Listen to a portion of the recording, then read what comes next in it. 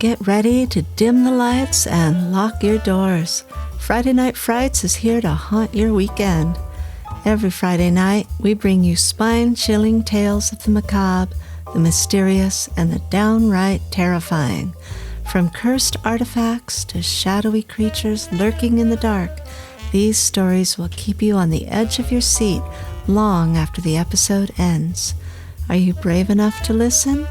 Tune in and be sure to subscribe to our channel for more eerie episodes. Our story tonight is called Lord of the Silent Death by Robert Moore Williams.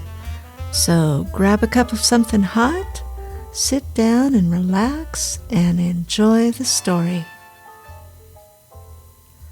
Death came out of a box and stalked through the streets of Chicago.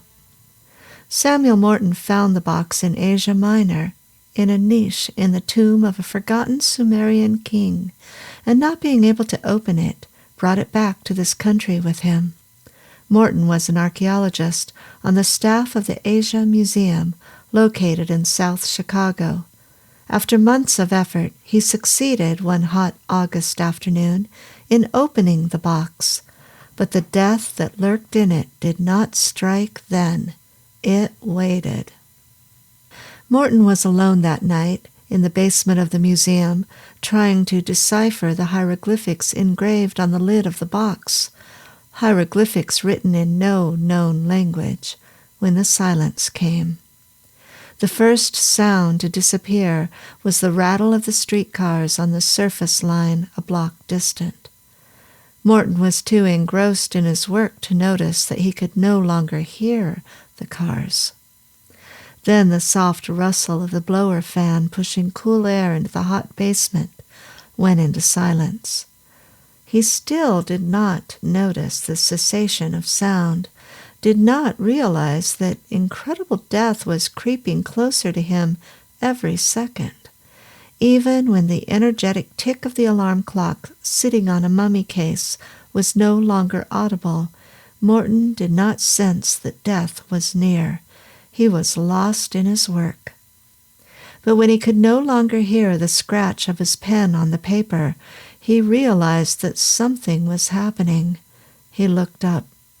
Morton was a solidly built, craggy giant of a man. His face burned a deep brown by the sun of the Arabian desert, a shock of white hair that for days was undisturbed by brush or comb. He sat in his chair, every sense suddenly alert. His eyes raced over the room, seeking the cause of the uncanny silence. He saw nothing, but he recognized the presence of danger and reached for the telephone. It was the last move he ever made. As his fingers closed around the instrument, the silence hit him. It had the effect of a physical blow. The smack of a prize fighter's fist would not have rocked him more. As he gasped one word into the telephone, his body seemed to be lifted clear out of the chair. His muscles, tensing involuntarily, hurled him upward like a grotesque jack-in-the-box that has been suddenly released. He hit the chair as he fell, crashing it to the floor with him. His body writhed, a slow, tortuous twisting. Muscles swelled in his throat as he screamed in pain, but no sound came. The threshing of his heavy body on the concrete floor produced no sound. The scream was blotted into utter silence. Before the muscular writhing had ceased, his flesh began to change color. The tan of his face, stamped with lines of torture, became a reddish pink. Thousands of microscopic pinpoints of color spread in a creeping tide over his body. The silence held. Viciously, as though making certain no more life was left in his body, the silence held. When it lifted, went into nothingness, vanished, not more than a minute had passed. But in that minute, Samuel Morton had died. The Lord of the Silent Death had emerged from the cell which had held him imprisoned for ages. Rox Malone, the name Rox came from his calling, lived 2 blocks from the Asian Museum, but that wasn't his fault. He would have lived nearer if he could have found a room. In fact, for one deliriously happy month, he had slept on a cot in the basement of the museum. Then Sharp, the thin-faced business manager who had charge of the property and the finances, had caught him and given him the bounce. "Malone, get the hell out of here," Sharp said. "Of all the damned fools we have around here, you are probably the worst. I should think you would get enough archaeology just by spending 14 hours a day here." "Oh, hell, I'm not hurting anything. Why can't I sleep here if I want to?" Rox had answered. "Because it is against the regulations, and you know it. Go on now, before I report you to the board." Grumbling, Rox had taken his cot and left, and Sharp had reported him to the board anyhow. But that august body, in view of his youth and the pathetic interest he had in archaeology, had not reprimanded him.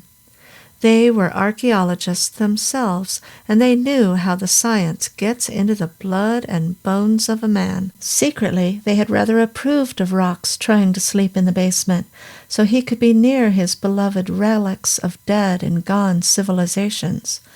They were grooming him for a place with the next expedition. "As likely a lad as I have ever seen," old Andreas McCumber had said about him.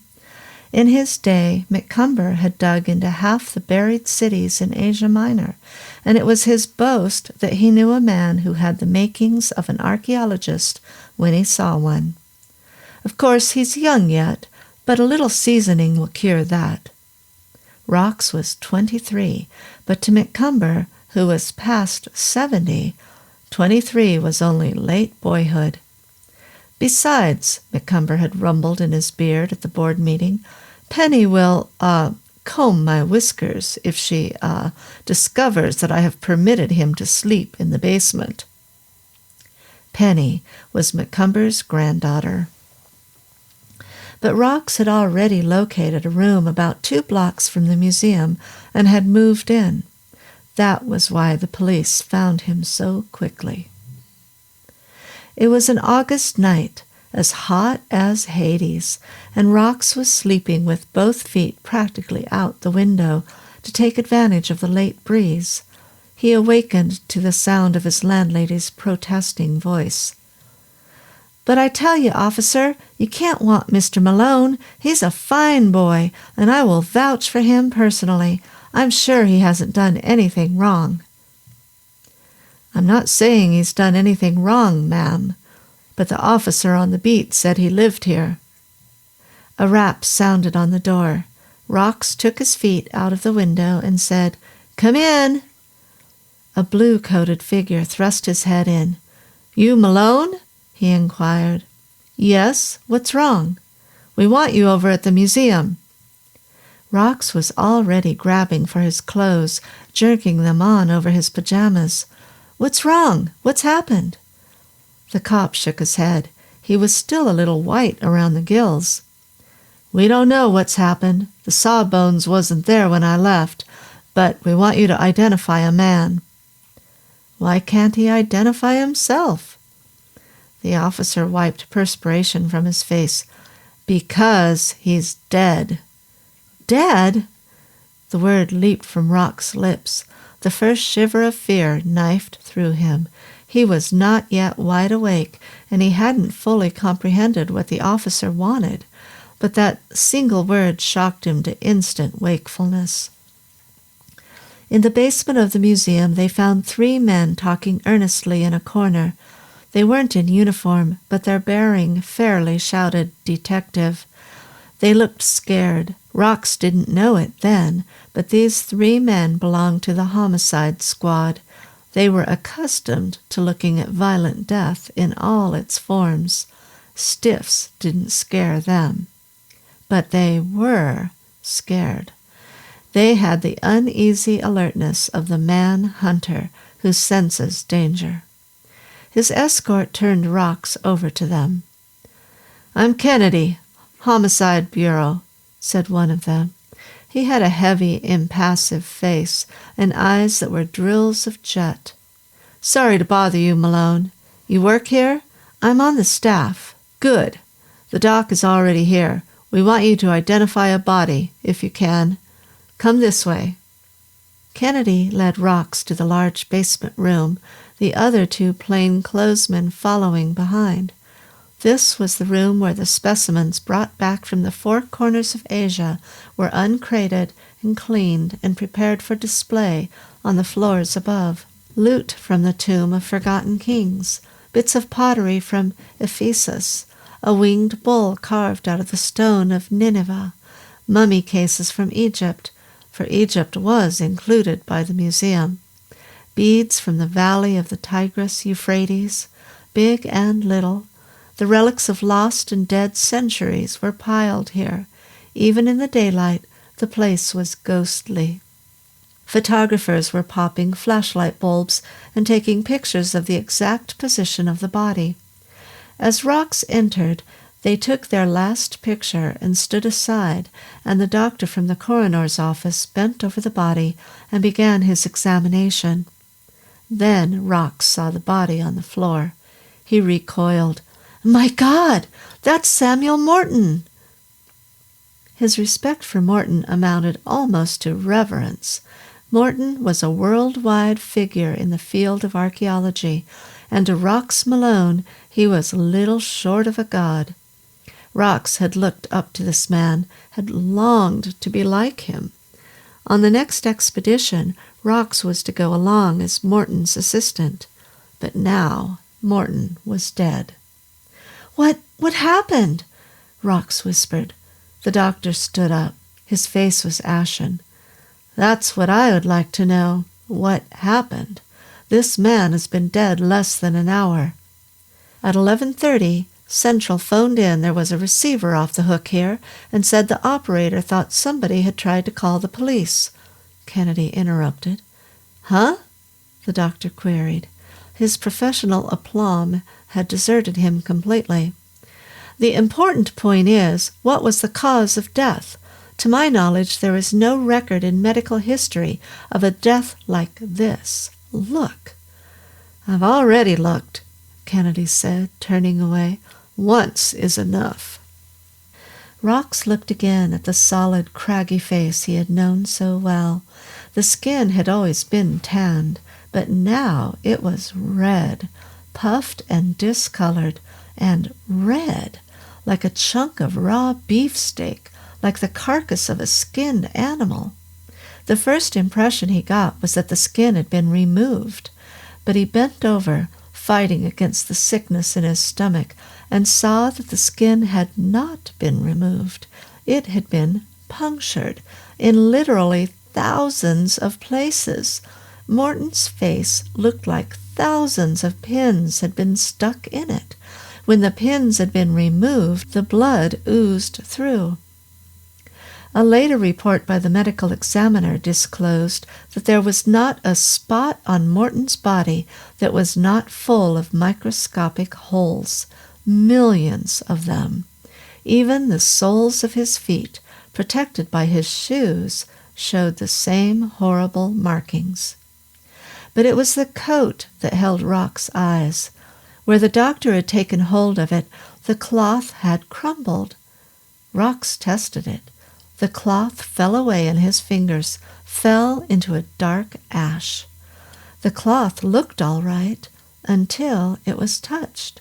Then it crumbled into a dust as fine as powder. The hottest fire would not leave so fine an ash. "What do you think killed him, Doc?" Kennedy asked. The doctor brushed perspiration from his face. "Really, I could not hazard an opinion. There is nothing like this in medical records. It's appalling. I trust that it is not some new kind of plague. No, it couldn't be that. No disease would destroy his clothing. I can't even begin to guess what happened, but the body must be removed for a complete examination." Rox was so sunk in grief that he scarcely noticed the men who lifted all that was mortal of the old archaeologist onto a stretcher. Kennedy came to him and said sympathetically, "Don't take it so hard, Malone. Morton, I guess, was a friend of yours?"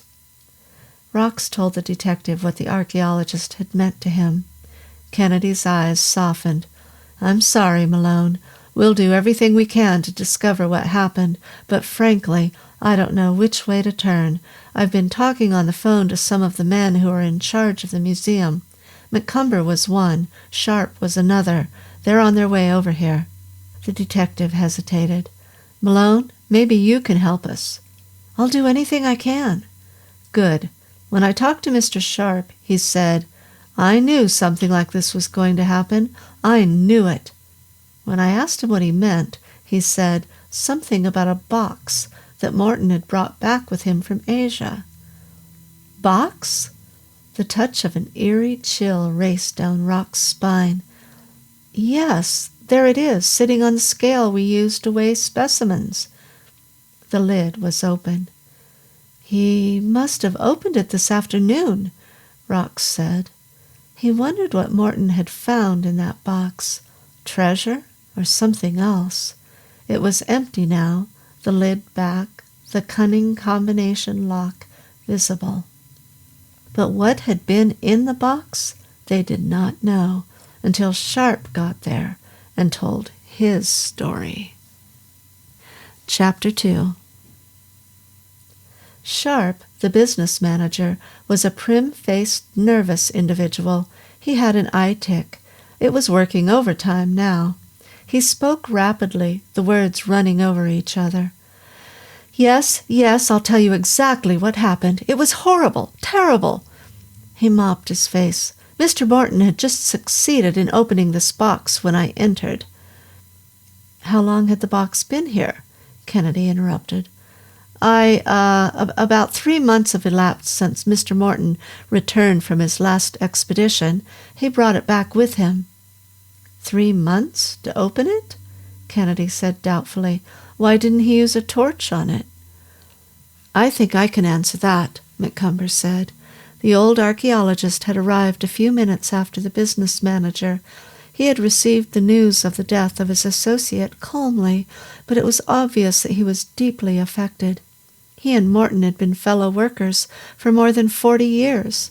Now Morton was dead, and McCumber's sorrow was too deep for expression. It didn't show on his face, but when he entered the basement, he leaned rather heavily on his granddaughter's arm. Penny, who always drove his car for him, had driven him down. Now she stood, pale and silent, beside his chair. "There were several reasons why we didn't use a cutting torch," McCumber said. "Foremost was the fact that, whatever the contents of the box were, we did not wish to damage them. Secondly, we felt that in time we would discover the secret of opening it. And in the third place, force would have ruined the delicate hieroglyphics inscribed on it. We especially did not want to do that." The detective turned again to Sharp. "Will you tell us what was in the box, sir?" The business manager moistened his lips. A hush fell over the group. The officer in uniform twisted uneasily. The two detectives tried to show nothing, but then forced expression showed the fear that gnawed at them. Kennedy's black eyes were lances of apprehension. Rox Malone moved across the room and stood beside Penny, a gesture purely protective. His mind was in a turmoil as he waited for Sharp to speak. Was there a connection between that box and Morton's death? What kind of a connection? His eyes strayed toward it. Under the lights he could see the hieroglyphics delicately carved on it. What was the message that the unknown writer had tried to convey with those wavy lines? Had he cut a warning sign? A hands-off, danger, symbol to warn against opening it? But his thoughts were interrupted. Sharp was speaking. "I had come down to the basement to discuss with Mr. Morton certain items in the budget for his next expedition. He had just opened the box. He said, "Oh, I say, Sharp, come here, will you? I want you to tell me what you see in this box." To be frank, I was curious about the contents myself. And I imagine everyone connected with the museum, had been of the opinion that perhaps the box contained treasure, possibly jewels, which, in the present state of our finances, would be of great help to us. Sharp hesitated, seeking words. From outside in the night came the rattle of a streetcar and the clang of the motorman's bell. The blower fan rustled as it pushed air into the basement. On the mummy case, the alarm clock, set to remind Morton when it was time to quit work and go home, ticked noisily. "What was in it?" Kennedy husked. Sharp took a deep breath. "At first I saw nothing, and the immediate impression I gained was that it was empty. Then, as I bent over to peer into the box, I caught a glimpse of its contents." Everyone in the room leaned forward as Sharp hesitated. He said, "I don't know what that thing in the box was. I can't even hazard a guess. But a beam of light leaped at me from the box, and the light originated at a spot that was several inches above the bottom. In other words, it came from nothingness. As I straightened up, the light vanished. Morton said, 'Did you see that damn thing?' And I asked him what it was. He didn't know, but he seemed puzzled and perturbed, and he asked me to look again. Then I began to see more clearly. There was something in the box, something that was almost invisible." "Invisible?" Kennedy breathed huskily. "Yes, almost invisible. From certain positions we could see the contents of the receptacle, a smoky, misty mass. That's the only way I can describe it. A smoky mass. It was unreal, and just trying to look at it strained my eyes." "What happened then?" Kennedy said.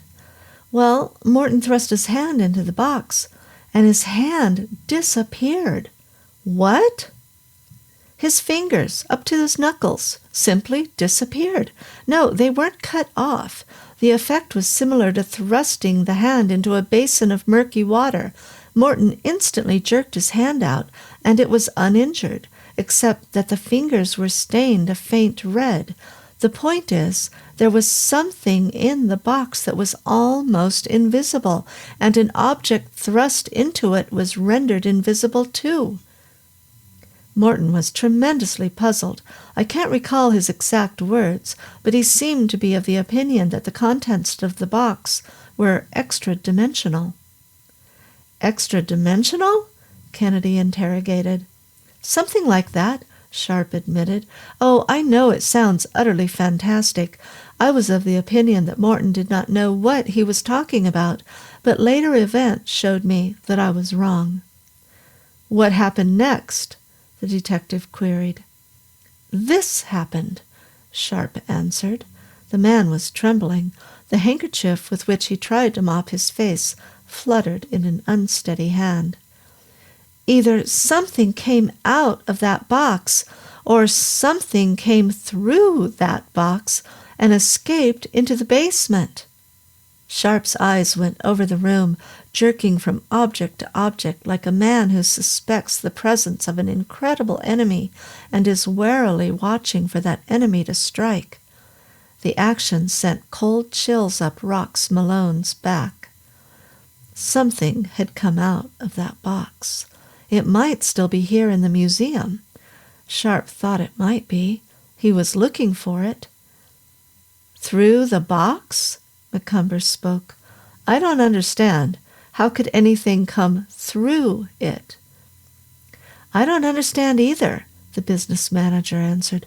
"I'm only telling you what Morton thought. He said the box might be a gateway between this world and a higher dimensional world. If the box is such a gateway, then something came through it. If it is not a gateway, then something came out of the box and escaped into the basement." His eyes ran face to face of his listeners. "How do you know something came out?" McCumber persisted. He seemed to have taken over the questioning from Kennedy. "Because I saw it," Sharp answered. In the silence of the basement, Rox could hear several men breathing heavily. "It lifted up, out of the box," Sharp continued. "It was a mass of grayish smoke, of shifting planes and impossible angles. It rose straight up and seemed to pause in the air. While it hung in the air, and I cannot begin to suggest an explanation for this, I suddenly seemed to lose my hearing. I couldn't hear a sound. There was utter, complete silence. It was the oddest sensation I have ever experienced." Again the handkerchief wiped sweat from his face. "Then, like a finger snap, the thing vanished. It disappeared into thin air, and when it vanished, I recovered from my deafness." Rox felt Penny's fingers searching for his hand. Her hand slid into his. She was trembling. The detectives were pale, their faces bloodless. How much they had really understood of Sharp's description was open to doubt. Only a mathematical physicist could have grasped all the possibilities he had opened, and the cops weren't physicists, but they were alert. One had half drawn his gun. They were warily looking around the room. "What did you do then?" McCumber persisted.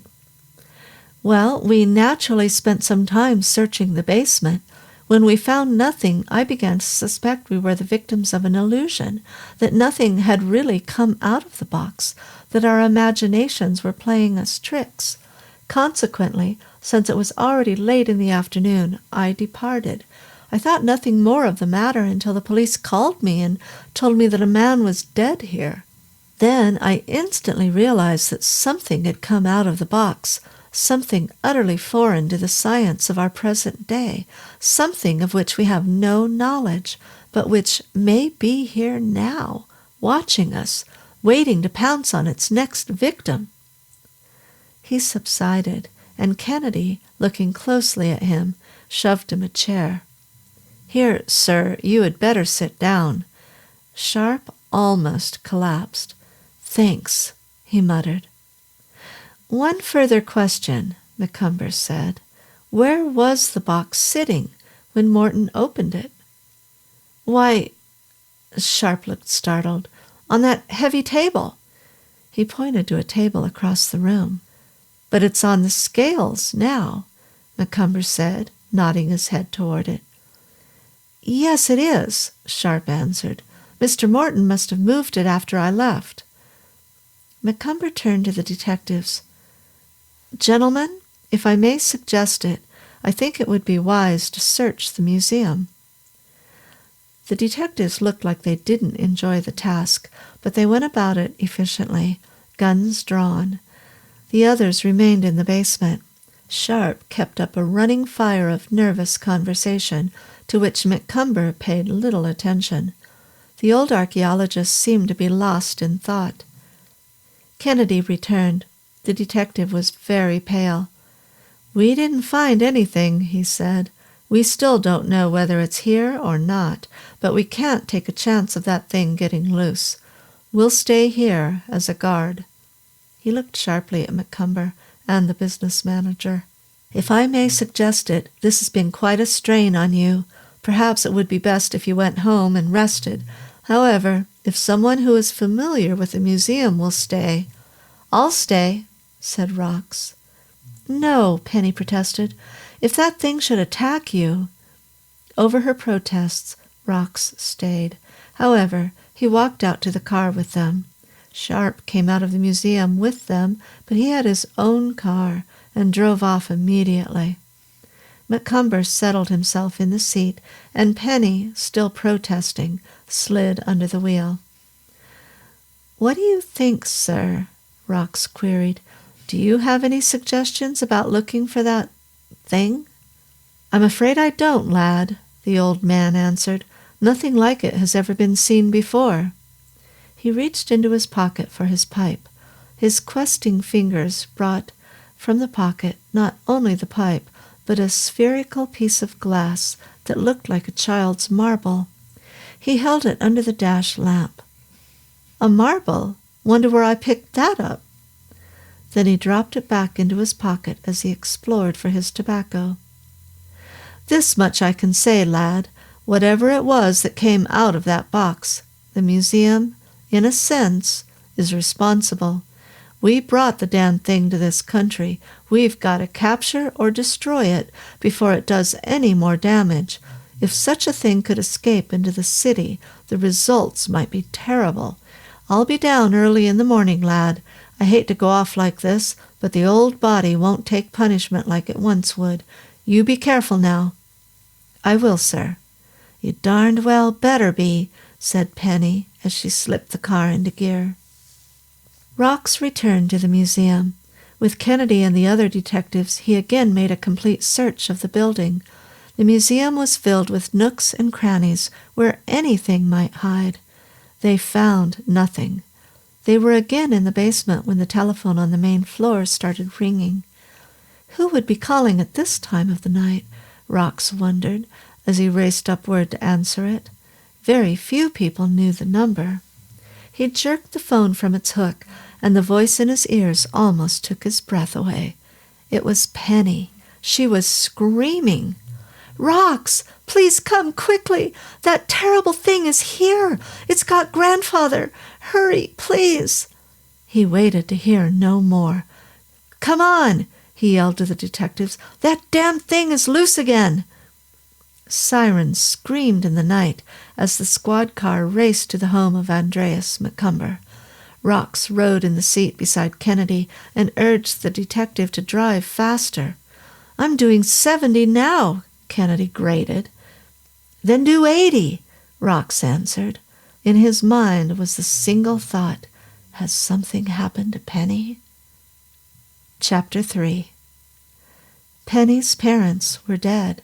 She lived with her grandfather in a huge old brick house on a side street.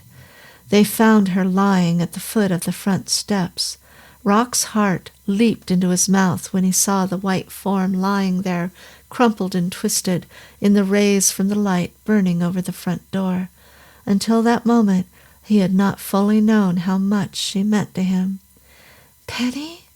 he whispered. Had the same horrible death struck at her? Had she tried to flee only to find death racing after her, death coming faster than she could run? He was trembling as he knelt beside her. Then she stirred in his arms. Her dress did not fall into dust at his touch, as Morton's clothing had, and her skin was white, not a hideous splotched red. Death had passed her by. "Oh, Rox," she whispered, "it was awful." Kennedy and his 2 men paused only long enough to make certain Penny was not injured. Then they went on into the house, and Rox, even in the pressure of that moment, found time to admire their courage. Good boys, those cops were. They knew they might find something inside that house against which their guns would prove useless, but they drew the guns and went in. "Are you all right?" Rox whispered. I think so. After I called you, I ran outside to call for help, and I slipped and fell down the steps." He picked her up and carried her inside, laid her on a divan. He did not ask about her grandfather. He could hear the detectives on the floor above. They had stopped racing through the house, jerking open doors. They were all gathered in one room, and they weren't saying much. Then Kennedy came down the stairs with one of his men. "Malone?" he called softly. "Here," Rox answered. Kennedy came in. His eyes were black agates in a mask of dough. He slipped his gun back into its holster and said to the man who followed him, "You stay here with the girl. Malone, will you come upstairs with me?" Rox nodded. The detective led the way upstairs. McCumber lay on the floor. The skin of his face was a blotch of red. His clothing had fallen away into dust. He had been working at his desk. When death struck him, he had fallen to the floor. Kennedy took a sheet from the bed and placed it over the still form. Penny, very pale but very resolute, came into the room. "Are you strong enough to tell us what happened?" Kennedy asked gently. "I came in to kiss him good night," she answered. "He was lying there on the floor. I started to run to the telephone. Then I heard something." She shuddered. I didn't hear anything. I mean, you can't hear silence, I suppose. But I did hear it. My feet didn't make any sound on the floor. I know I screamed, but I couldn't ever hear the sound of my own voice. I ran to call the museum, then I ran outside to call for help." "Did you see anything in the room?" "No, the desk light was burning, and most of the room was in shadows. But if anything was here, I didn't see it. But—" She paused. "What is it, miss?" Kennedy inquired gently. "It isn't anything I'm sure of," she answered. "But I think that thing followed us home from the museum. I had the feeling that we were being followed." "Did you see anything following you?" She shook her head. "It was just an impression, a feeling." "You'd better go lie down," said Rox. "We'll take care of everything." He looked at Kennedy. "Can she have a man to be on guard outside her door?" "She sure can. I'll call headquarters and get a special detail here at once." Gently, Rox led her to her room. Better than anyone else, he knew how impossible it was to put into words anything that would make her feel better. Only time could do that. And now that the terrible death had struck twice, he knew that Penny might be in danger. No one could tell where it would strike again, or why. It was a death that came in silence. It came out of nowhere, struck, and passed back into nowhere, leaving no clues behind it. It had come out of a metal box found in the tomb of a king, forgotten for 6,000 years. It was older than the king. It was older than history. It came out of the black past of the planet, with horrible, monstrous death. Sharp had seen it, a creature of planes and angles, flashing lights, a creature that disappeared at will and reappeared elsewhere. It had been here in this home and had struck down a man. It might be here still, watching, waiting. Penny cried as she laid on her bed and wiped the tears away and tried to think. How had it entered the house? The doors had been locked. Of course it could have secured entrance through an open window, but how had it passed so unerringly through the rooms, seeking out her grandfather? Why had it killed him? Did he threaten its existence? Penny tried to think, and tried not to. Rox talked to Kennedy. The burly detective said, "If this was an ordinary murder, I would know how to handle it. The first thing we always look for is the motive. When we find that, we've got the killer. But there's no motive here. There's not anything. Frankly, Malone, I'm up a tree. We've got to find that thing and destroy it quickly, supposing it should start wandering loose through the streets of Chicago." The detective shuddered. "Malone, if you have any ideas, let's have them. I admit I don't know what to do." Rox had been thinking, too. This thing came out of that box back in the museum. It's a secret of controlling it is anywhere. It's written on the lid of that box. He gritted his teeth. "I don't think we have a chance in a million of cracking that language, but right now it's the only thing I see to try." "We'll go back to the museum," said Kennedy. "I can't help with the language, but I want another look around that place." The authorities responsible in cases of sudden death had already arrived at the Macomber home. Kennedy left a special detail to guard Penny. He and Rox went back to the museum. Rox went to work. He began to try to crack the hieroglyphics written on the lid of the box. That his task was all but impossible, he well knew. He could read Sanskrit, Babylonian cuneiform, and Egyptian picture writing with fair readiness. He could translate ancient Hebrew and ancient Greek. An archaeologist had to know these languages. He thought the writing on the box might be in one of these languages. He began with Morton's notes. Then the telephone rang again. Kennedy went to answer it. He came back very excited.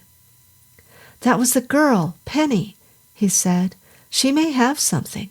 She described a piece of round glass and said her grandfather had found it in his pocket tonight as he left the museum. She wanted to know if we had found it. I didn't. Did you?" "No," Rox answered, "but I can't see how that would be important." "Nor can I," Kennedy answered, "but it might be. I'll call and see if it has been found. She also mentioned another thing, and this, I think, is really important." "What was it?" "She said her grandfather was writing at his desk when he was killed. The piece of paper on which he was writing was under a blotter, and we missed it. Well, she found it. The old man had written a single question on it." Rox had risen from his chair. Here, he realized, might be a clue that would lead him to the capture of the incredible creature that was loose within the city. "What was the question?" "Why did Morton weigh the box a second time?"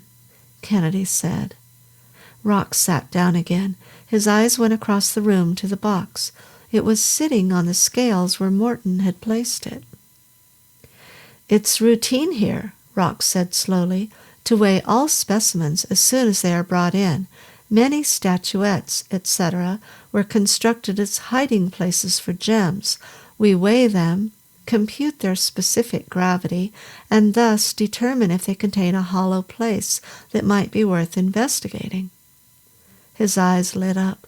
Morton weighed that box before it was opened. He opened it, and something came out of it. But from Sharp's description, they were in doubt as to whether something had really come out of the box. There was one way to prove something had come out of it. Weigh it again, and check its present weight with its weight when it was brought in. Rox leaped across the room to the scales, checked the weight of the box. It weighed 121 pounds. Quickly, he found Morton's notes and located the weight of the box when it was first brought in. Before it was opened, it weighed an even 130 pounds, he said. Now it only weighs 121. That proves that something came out of it. Kennedy whistled. 9 pounds of sudden death. Well, we don't need any proof to know that something came out of that box. We've got 2 dead men to prove it. Look, the detective finished, I'm going back to McCumber's residence and see if I can locate that piece of glass. You keep trying to crack that language. He went out of the room on the run. The motor of the squad car howled to sudden life outside as the detective left. Rox expected Kennedy to return, but he didn't come back that night. He called instead. "I'm at the undertaker's. They didn't find any piece of red glass. I've been over McCumber's house with a magnifying glass. It isn't there. Either the thing that killed him destroyed it, or somebody picked it up.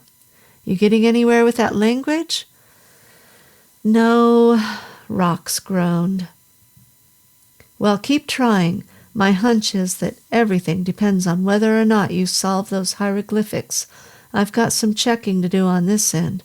I'll call you if anything turns up." The detective hung up. Rox went back to the basement. His job was to crack the language, and what a job that was. The night ended. Dawn came. The morning was passing. Rox worked on. The museum was closed that day. The police were not willing to take a chance on some visitor stumbling into a death that came in silence. Nor was the museum itself. Sharp called in and gave explicit orders on that point. Rox drank strong coffee and worked and failed. The language was not similar to cuneiform. It was not like any language he knew. Every time he realized that fact, he shivered. It had either been invented by a people so long lost in the past that history had no record of them, or it didn't belong on Earth at all. Yet someone, somewhere, had constructed that box and had used it to safeguard something. Perhaps they had used it as a prison to cage a creature they could not control, an entity unknown to the science of the present. Perhaps later peoples had created legends about it. Pandora's box. Perhaps this was really Pandora's box that Morton had brought back from Asia Minor. The creature had waited in that box for uncounted centuries.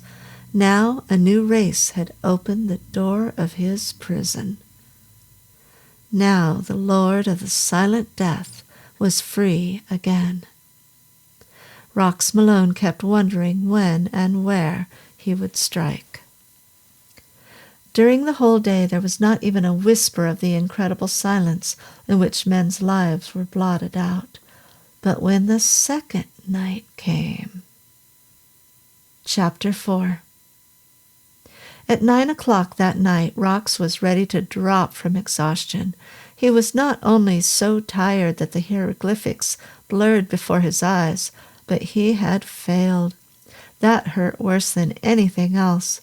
Everything depended on his cracking the lost language, and he had failed. At 9 o'clock, it happened. There were 3 officers on duty at the museum. They had been sent there as a guard detail, and they had brought in a radio so they could listen to the police calls. They had the radio in a room on the first floor, so it would not disturb Rox. At 9 o'clock, one of them came stumbling downstairs. His face was ashen. "Hell's broken loose," he said tersely. "It's coming in over the radio. Come on upstairs if you want to listen. You might as well forget that language now." Over and over again the announcer was droning. "Calling all cars! Calling all cars! Drop everything and be on the alert. Tragedy in burlesque show house. Over 300 people dead. Cause of death not known. Manager went in to investigate sudden silence. Found audience and cast of show dead. Bodies livid color as if they had been burned. Clothing falls to ashes when touched. Sergeant Kennedy of the Homicide Division suggests there is a definite connection between the death of these people and the death of the 2 Asian museum archaeologists last night. Be on the alert. Take over main intersections and prevent panic. Story already broken in general radio news flash. Cordon being thrown around the theater area. All special details canceled. All squad cars call your stations for definite orders. Be on the alert. Calling all cars. Calling all cars. Death was walking through Chicago. A horrible, incredible form of death. Rox Malone stood without moving, listening to the operator repeat his message. He could scarcely conceive the meaning of the words. Over 300 people dead. Dim pictures flashed to his mind. Out of nowhere, out of nothingness, silence had come. 300 people had died. Before they knew what struck them, death had washed over them. Millions of microscopic needles had plunged through their bodies, points of agonizing pain. Then death. Jerkily, the telephone rang. One of the officers grabbed it. He listened, said, "Okay," huskily, and turned to his fellows. "Station calling. We're to report back there immediately for emergency duty. They're calling us off here. Come on." The radio was still droning as they went out. The telephone rang again. It was Penny this time. "I'm coming down there," she said. "I'm scared. I'm coming down there with you." "Stay away from here," Rox shouted, but she had already hung up. Desperately, he tried to call her back. There was no answer. She had already left. She was driving toward the museum, driving through a night in which death lurked. Rox groaned. He went back to the basement. There was nothing he could do, nothing. The coffee pot was bubbling on its burner. He poured himself a cup of scalding brew. It burned his throat, but it cleared his head. He went back to work.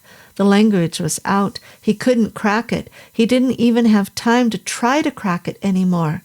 But there were Morton's notes. He hadn't studied them thoroughly yet. He had read only those portions of the notes that dealt with the language. He began to go over them again, starting with the section that dealt with the discovery of the box. January 10th, 1940.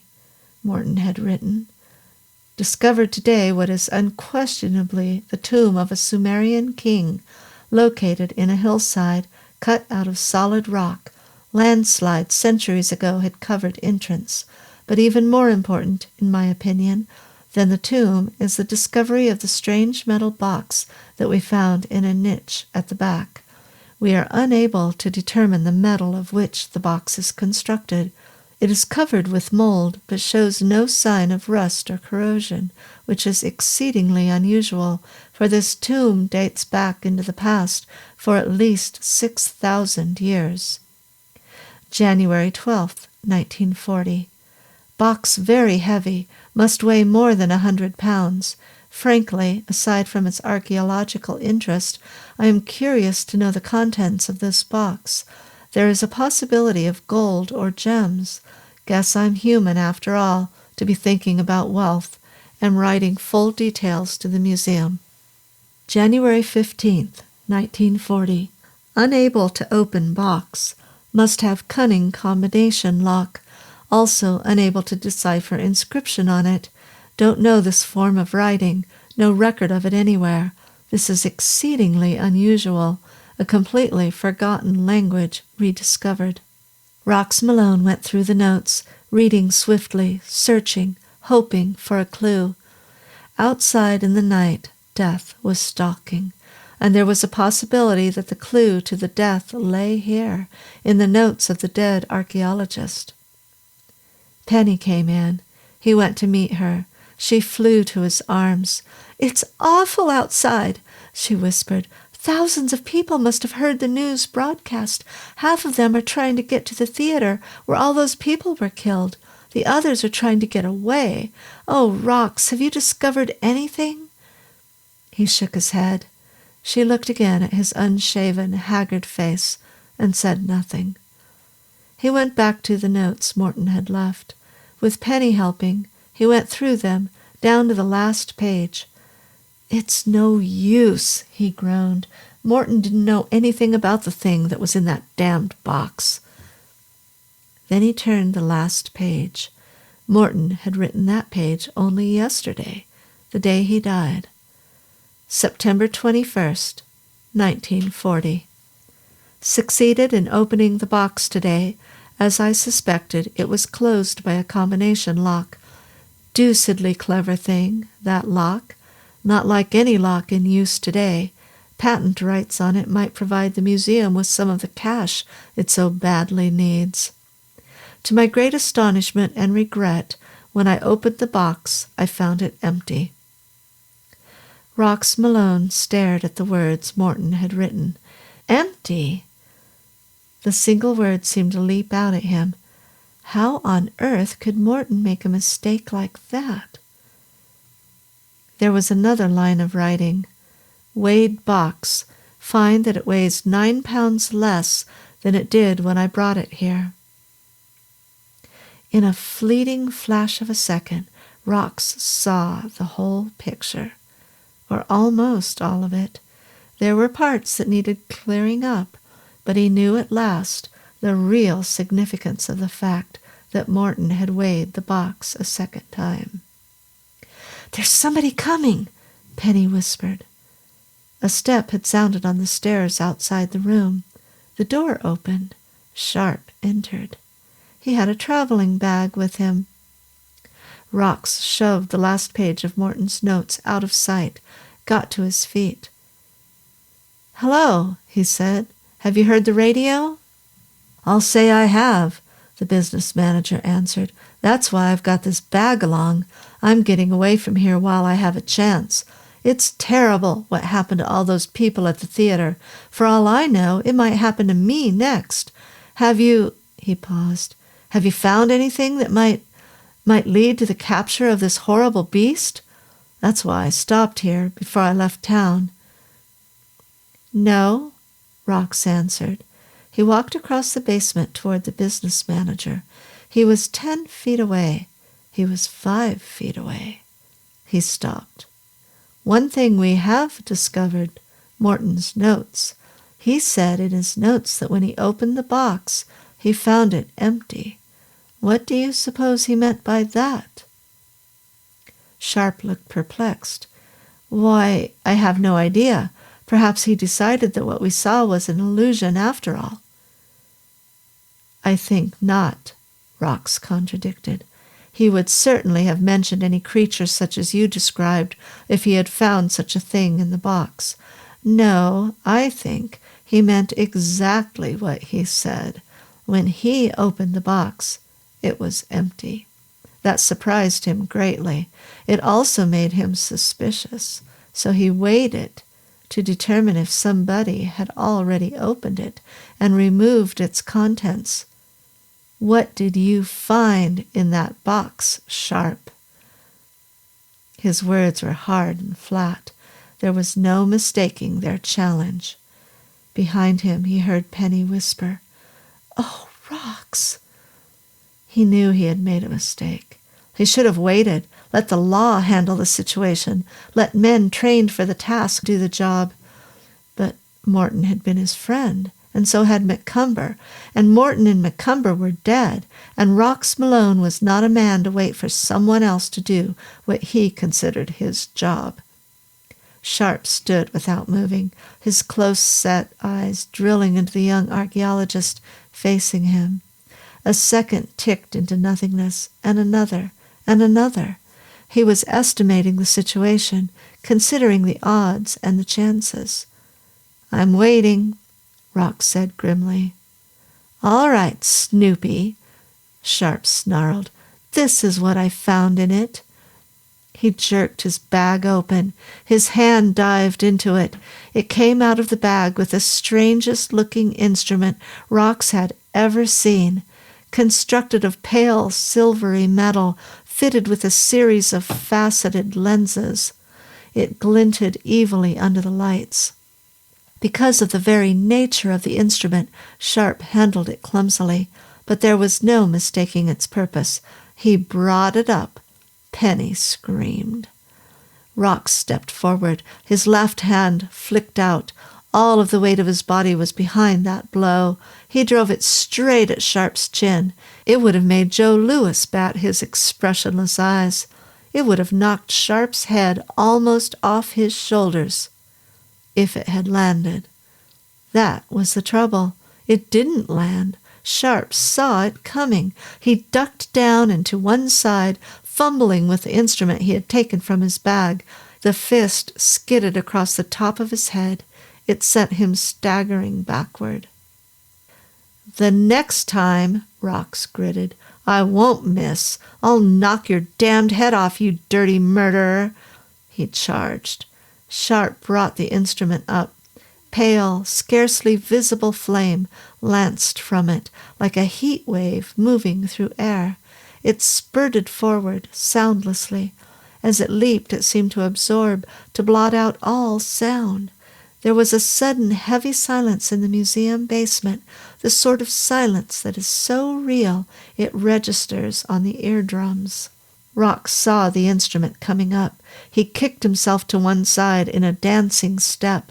The fringe of lambent light barely touched him, but that touch sent needles of agony through his body, sucked the life out of him, turned his muscles into lumps of lead, threw him off balance so that his charge, instead of striking Sharp, barely grazed him. His arms closed around the business manager's body. To keep himself from falling, Rox clinched. They wrestled. Sharp could not use the instrument. Rox was so groggy he could barely hold on. Sharp dug into him with his elbows, kicked viciously at his shins. If he could only hold on, Rox thought. The agony was lessening. The groggy shadows were going from his mind. If he could only hold on for another minute. He was holding on. He was winning. Soft living had made a weakling of Sharp. He would be no match for the rugged, youthful muscles of Rox Malone in a fair fight. But then Sharp struck upward. His fist hit Rox in the chin. Malone sagged downward. Shaking his head, he grabbed Sharp again and missed and fell to the floor. Before he could move, Sharp had leaped around a table. He had brought the instrument up. "All right," he husked. "You asked for it with your snooping. You're going to get it, you and this girl." Rox staggered to his feet. He leaned against the edge of the table, panting, fighting for breath and strength. Sharp was across the table from him. He was aiming the instrument. This time there would be no escaping it. It would point at him, and those almost invisible tongues of light would flash out. The deadly silence would smash all sound into nothingness, and millions of microscopic needles would tear through his flesh. Sharp fumbled for the firing button. Penny, crouched on the other side of the room, grabbed the handiest object she could find and threw it. It was the alarm clock. It struck Sharp full in the face, and the alarm, jarred by the impact, went off. Probably the clang of the alarm bell startled Sharp as much as the impact of the clock. Certainly it did not hit him hard enough to harm him, but it did startle him, scare him. He reeled backward. Rox cleared the table with a single leap. He went up into the air like a kangaroo and leaped, feet foremost, at Sharp. His feet struck the business manager full in the stomach. Sharp doubled up like a jackknife and went to the floor. Rox fell on top of him. He struck viciously with his fists. Sharp cried in pain, and Rox struck harder. The man was down, but he wasn't out. Rox drew back his fist for the final blow. It never landed. Down over his shoulder, the barrel of a gun flashed. Where it had come from, Rox did not know. It struck the business manager across the skull. His head popped like the breaking of a rotten leg. He went limp. Rox looked up. Kennedy stood there. He was holding the pistol with which he had struck Sharp in his hand. He looked to see if he would need to use it again. He saw he wouldn't. He whirled the gun around on its trigger guard. "Damn me for a fool," he said. "I could kick myself from here to the loop and back again. I missed a trick, and it cost 300 people their lives." "What trick?" Rox gasped. "I should have known this gazebo was lying," Kennedy snarled. "I should have known his long cock-and-bull story about some incredible creature coming out of that box. I should have known it was too fantastic for belief. I should have known he was lying, damn it. The sight of Morden's body so addled my wits that I was willing to believe the story Sharp said. Oh, he was smooth enough about it. He knew how the weapon he had found killed. He knew what it did to Morton's body, and he had to have a fantastic story to account for the way Morton looked. He solved the secret of that box soon after it was brought here. He had a reason for it, too. He had been playing the market, and he was down on his uppers. If there was a treasure in that box, he wanted first crack at it. He didn't find any treasure in it. Instead, he found some kind of a damned weapon in it that came from God alone knows where. When he found Morton had opened the box and was about to catch up with him by weighing the box, he took the obvious out by killing Morton, using the weapon he had found in the box. He killed McCumber because the old man knew there was something fishy about the box being on the scales.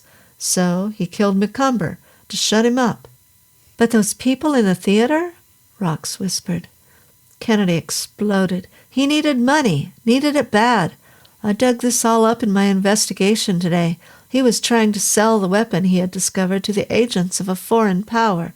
They wanted a demonstration before they would pay off, so he gave them a demonstration. He showed them how efficient his weapon was that he had for sale by killing all the people in a theater. The detective was furiously angry, and I let myself get taken in by the story of a monster. Rox had already picked up the instrument Sharp had found in that box. He was studying it, looking it over. The principle on which it operated he couldn't even begin to guess, but he saw one thing that startled him enormously. He showed it to the detective. "My gosh," Kennedy gasped, "a place for 6 fingers. Whoever built that damn thing had 6 fingers." The Lord of the Silent Death was not an extra-dimensional monster. It was a weapon that killed in utter silence. The instrument that came out of the box from the tomb of the forgotten Sumerian king is now in Washington in the secret vaults of the War Department. The experts are studying it, trying to fathom how it works. They have begun to get hints of the principle involved, only hints, but something to go on. They have discovered that it kills in 2 ways. The first and obvious way is by pointing it directly at its victim. At the theater, he had sprayed the power full on across the audience, then across the ensemble on the stage, then, as he went out the back, had caught all others. The second way is worse. In Sharp's bag was found a sack of small round objects that looked like marbles. All the owner of the weapon needs to do to kill an enemy is to drop one of those bits of glass in the enemy's pocket. Then he can go off several miles and start the weapon. The force it generates is concentrated in the bit of glass, and the silence is instantly generated, the bit of glass being destroyed in the process. That was the method Sharp used to kill Macomber. As they left the museum, Sharp dropped one of the bits of glass in the pocket of the old archaeologist's coat. Macomber had found it, but had attached no significance to it. The experts hope that the War Department of this country will never need such a weapon, but if it does, it will have it. But the thing that plagues the experts, that frets the archaeologists, that has caused Rox Malone to tear his hair, is the fact that the weapon was designed to be used by a creature who had 6 fingers. Not 5 fingers, 6. And the archaeologists are having drizzling fits, trying to decide whether there was once a race of 6-fingered creatures here on Earth, a race that reached tremendous scientific heights and vanished. Or was the Earth once visited by creatures out of space who left a weapon behind them? Nobody knows. Possibly nobody will ever know. But Rox Malone is preparing to leave for Asia Minor to dig in the ruins of lost and gone civilizations, searching for another clue to the identity of the lost race. Of course, Penny is going with him. Thank you for listening to tonight's Friday Night Frights story, and I hope you'll join us next Friday night for another eerie tale. And be sure to subscribe to The Hidden Corners for more entertaining stories of the macabre and the unusual. This is your host, Ginger Winters. Have a great week, everyone. As a beekeeper, I know bees are generally friendly little critters until they're not. No matter how careful you are, sooner or later, you're gonna feel the sting. That's why I keep Bee Itch Stop close by.